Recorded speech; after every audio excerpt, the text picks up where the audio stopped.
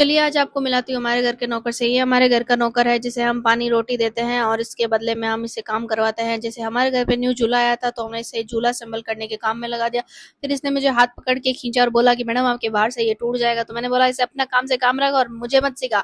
तो इसने मुझे ही काम लगा दिया और ये छतरी उठा के इसने मुझे झूले पर रखवाने के लिए बोल दिया।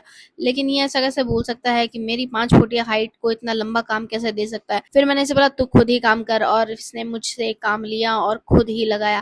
फिर इसने बोला कम से कम दूसरी साइड में हेल्प तो कर दीजिए। फिर मैंने दूसरी साइड में खड़े होकर इसकी हेल्प की और फिर ये मेरे सामने फ्लॉन्ट कर रहा था कि ये देखो मैं उड़ा सकता हूँ। फिर मैंने बताया कि तू क्या उड़ाएगा, मैं भी उड़ा सकती हूँ और ये झूला भी मुझे उड़ा सकता है। उसके बाद मैं देख रही थी कि ये सही से काम कर रहा है कि नहीं कर रहा है, पर ठीक कर रहा था। फिर मैंने सोचा इसे गिरा दूं, फिर मैंने सोचा छोड़ो यार। फिर मैंने इसे बोला कि तू सही से काम नहीं कर रहा है, तो उसने मुझे बोला कि आप ही कर लो। तो मैंने करके देखा और फिर मैंने कहा छोड़ो यार, मैं ये इसके होते हुए मुझे करने की क्या जरूरत है। तो मैंने इसे बोला तू ही कर।